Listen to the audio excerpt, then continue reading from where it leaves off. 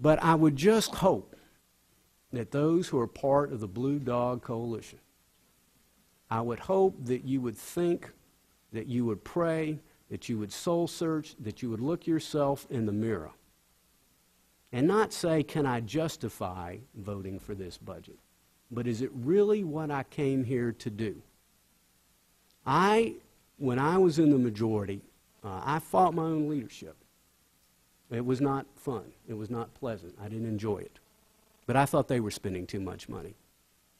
In these markups, when my party was in the majority, I was one of the few members who would vote for amendments from the other side of the aisle. You have an opportunity here. I'm not going to judge you. You have to judge yourself.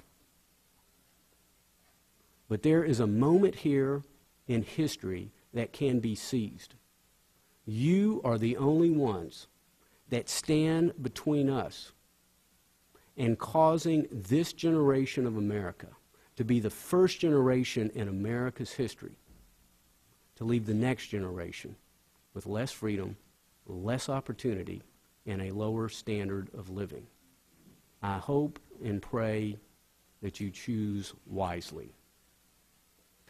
And with that, Mr. Chairman, I yield back the balance of our time.